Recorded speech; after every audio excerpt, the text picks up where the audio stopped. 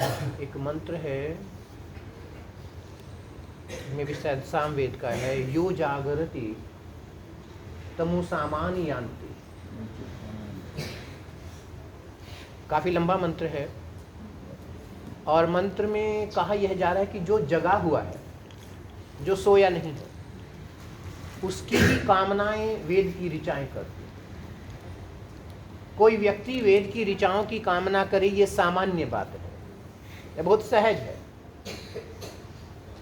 हम सबका स्वभाव है कि हम किसी अच्छी वस्तु की, किसी अच्छे पदार्थ की कामनाएं करते हैं, किंतु यह अद्भुत है कि भगवान वेद हमारी कामना करे।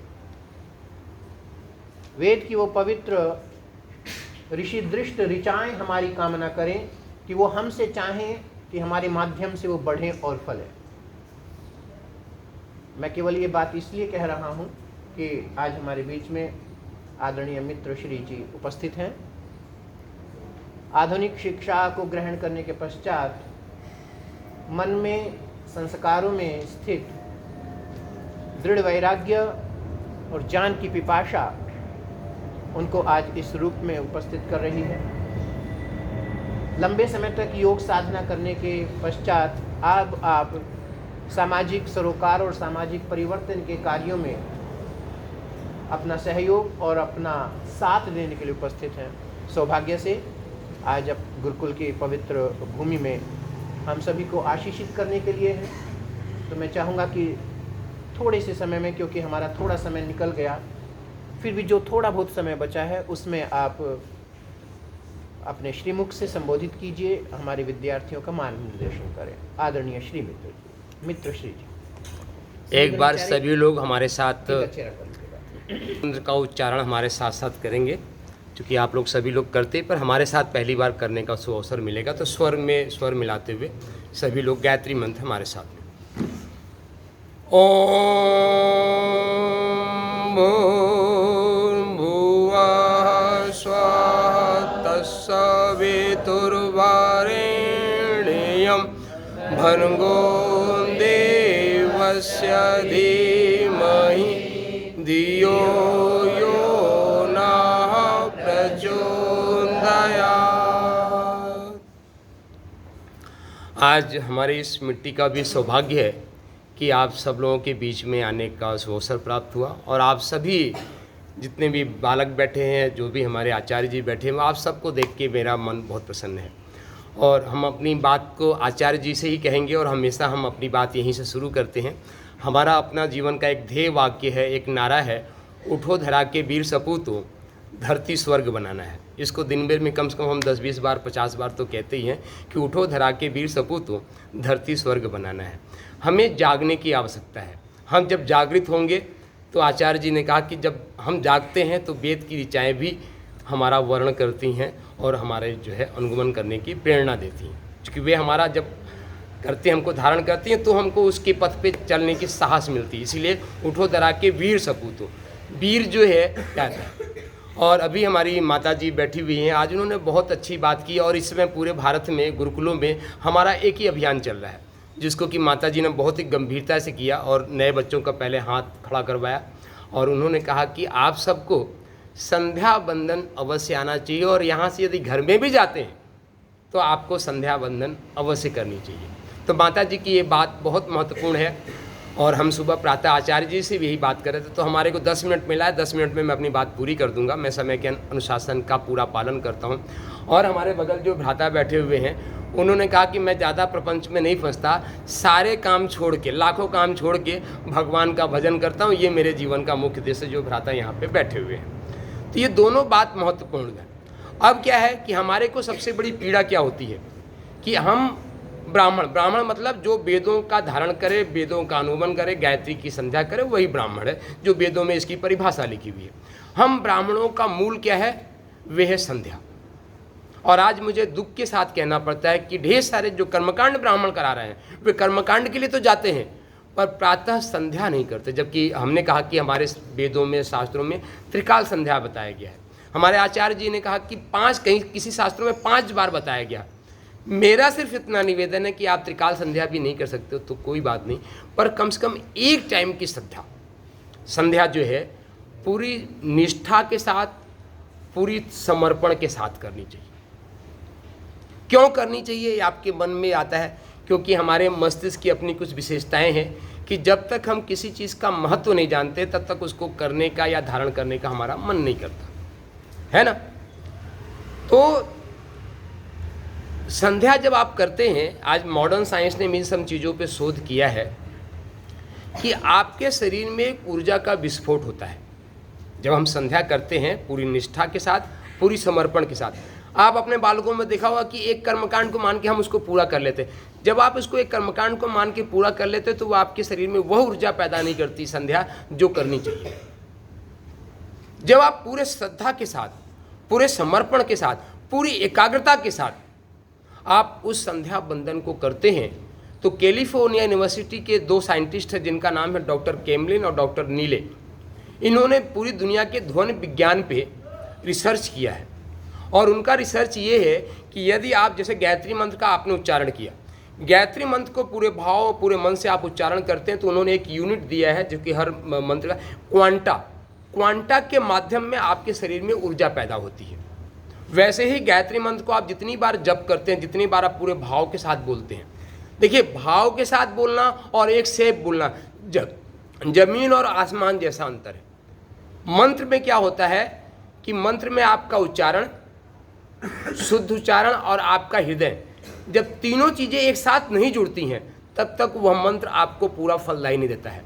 मेरा अपना विश्वास है, आपने यज्ञ किया, हम भी यज्ञ को बहुत प्राथमिकता देते हैं और यज्ञ भगवान से मेरा अपना जो अनुभव है कि आज तक हमने जिस संकल्पों को लेकर आज यज्ञ किया है, आज तक एक भी संकल्प हमारा निष्फल नहीं गया। ये मैं पूरे जिम्मेदारी के साथ और पूरी महत्ता के साथ बताता हूँ। पर कब? जब आपके मंत्रों का उच्चारण, आपकी अपनी पवित्रता और आपके पूरे हृदय की भावना एक साथ जुड़ेगी, एक लय में चलेगी, तब वो यज्ञ आज भी चमत्कार दिखाता है। जैसे कभी पूर्व में हमने शास्त्रों में पढ़ा कि यज्ञ से ढेर सारे चमत्कार हुआ करते थे और यह चमत्कार पैदा करने की जो सामर्थ्य है, वह सामर्थ्य आपको सिर्फ और सिर्फ और सिर्फ संध्या से प्राप्त होती है। दूसरा कोई माध्यम है ही नहीं। आज लोग कहते हैं कि ब्राह्मणों को लोग मतलब हे दृष्टि देखते हैं, दक्षिणा नहीं देते। आज सुबह भी हम जिस कक्ष में रुके थे वहाँ भी ब्राह्मण, आचार्य के ब्राह्मण है, जबकि पीएचडी कर रहे हैं, उनके बीच में यही चर्चा हो रही थी। हमने कहा जब हमारे ब्राह्मण, वैदिक ब्राह्मण संध्या को पूरी श्रद्धा, पूरी निष्ठा, पूरी समर्पण, पूरी एकाग्रता से करने लगेंगे, क्या किसी की मजाल है कि उस ब्राह्मण के सामने अपशब्द बोल जाए? प्रश्न ही नहीं उठता, कदापि नहीं उठता। क्यों? क्योंकि आपके शरीर से एक औरा, एक ऐसा तेज निकलता है कि सामने वाले को अपशब्द कहने के लिए बाध्य करता कि वो अपशब्द कह ही नहीं सकता।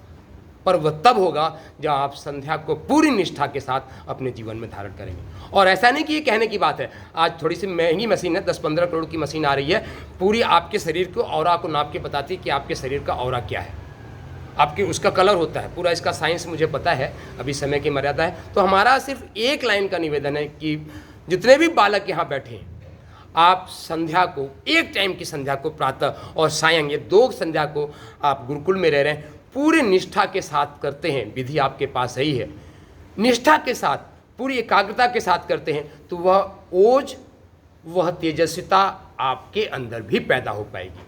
आज की सारी दुनिया धन लक्ष्मी के पीछे भाग रही है, पैसे के पीछे भाग रही है। मित्रों, मैं आपको विश्वास दिलाता हूँ, मेरे जीवन का प्रयोग है कि यदि आप अपनी संध्या को, अपनी निष्ठा को, अपनी प्राण ऊर्जा को बढ़ाते हैं तो लक्ष्मी के पीछे आपको भागना नहीं पड़ेगा। प्रमाण कहता हूँ, लक्ष्मी आपके पीछे भागेगी। आज भी इस पूरे विश्व की धरा पे एक से एक धुरंधर लोग हैं कि यदि आप उनको अपने कांड से प्रसन्न कर दीजिए, वे बैठे तो आपको लगे कि हाँ आज हमको आनंद आ गया। जैसे अभी त्रिविक्रम जी का जन्म दिवस है और इन्होंने किया, आपने बहुत ही मन से किया। तो ऐसे आज भी पूरी धरती पर धन कुबेर है कि आपकी धन की पोटली आपके चरणों में खोल देते हैं कि आपको जितना खर्च करना हो खर्च कीजिए, आज भी है। पर वह तब जब आपकी चेतना, आपकी वाणी उनके हृदय को स्पर्श करती है, तब, उसे पहले नहीं। आपका है, आपकी वाणी, आपके मंत्रों से जो स्वर निकले, आपके हृदय से जो तरंग निकल रही, आपके से जो तरंग निकल रही, वे उनको प्रभावित करनी चाहिए, उनको रोमांचित करनी चाहिए। उनको लगा कि आज हम किसी से मिले हैं और ऐसा यदि आप कर देने में समर्थ हैं तो दुनिया की कोई भी वस्तु आपके सामने दुर्लभ नहीं है। जैसे हमने कहा ना, उठो धरा के वीर सपूतों, धरती स्वर्ग बनाना है।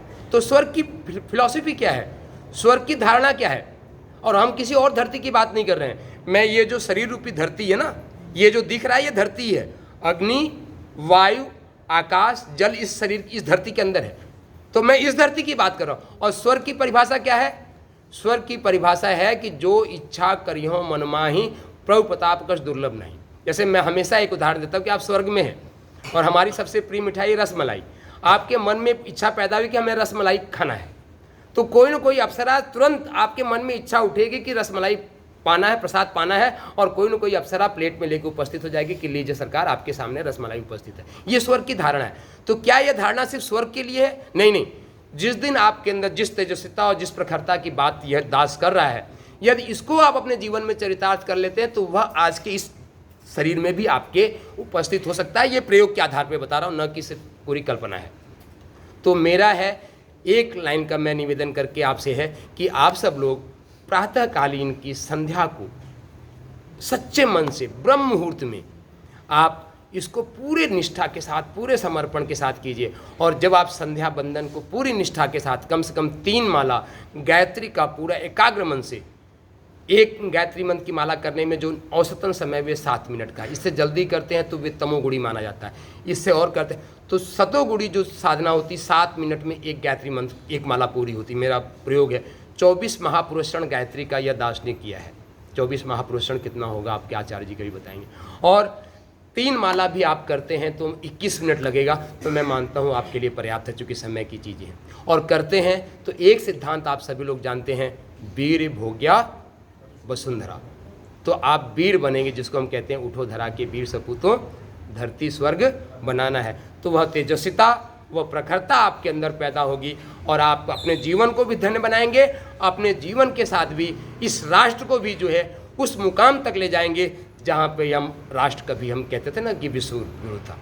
और आज यह राष्ट्र यदि किसी की तरफ देख रहा है तो आप जैसे गुरुकुल के ब्राह्मणों की ओर देख रहा है, गुरुकुल की बालकों को दे रहा। यदि इस धरा को यदि किसी से आशा और विश्वास है तो वह आशा विश्वास आप जैसे गुरुकुल के बालकों के साथ है ना, जिन्होंने अपना जीवन समर्पित किया है इस देश के लिए, इस राष्ट्र के लिए। तो आप सबके चरणों में, चूँकि आप सभी ब्राह्मण हैं, वैदिक बंधनों का पाठ करते हैं, तो मैं इसी वंदना के साथ में हमारे साथ सभी लोग शांति पाठ करेंगे। ठीक है आचार्य जी, शांति पाठ सभी लोग साथ। ओम देव शांति अंतरिक्षं शांति पृथ्वी शांतिरापः शांतिरोषधयः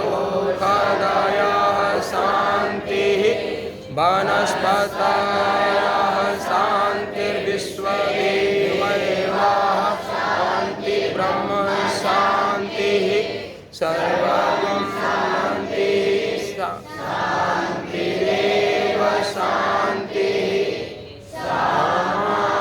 शांतिरेव। ओम शांति शांति शांति। याचना की मुद्रा में सभी लोग ऐसे मुद्रा बनाएंगे, क्योंकि मुद्राओं का बहुत बड़ा महत्व है और हम आपके बीच में आते रहेंगे तो सभी मुद्राओं का भी महत्व बताएंगे।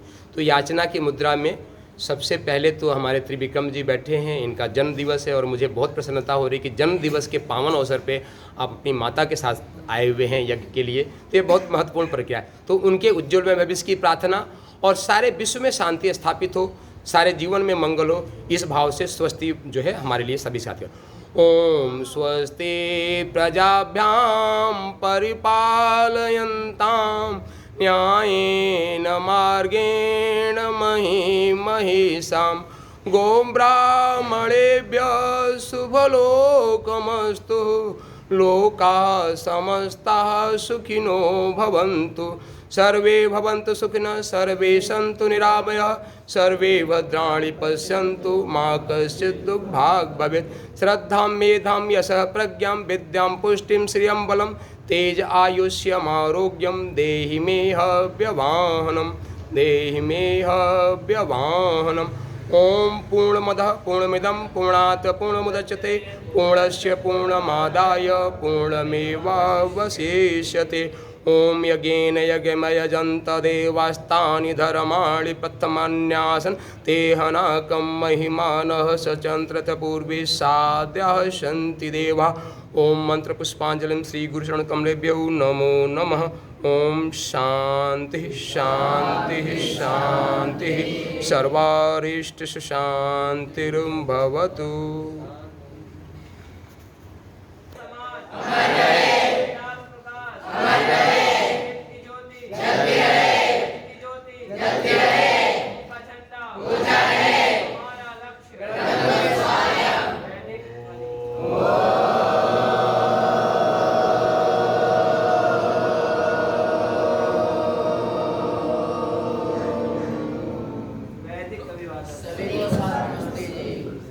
आज हम विलम्ब से हैं, जल्दी से प्रातराश के लिए आइएगा।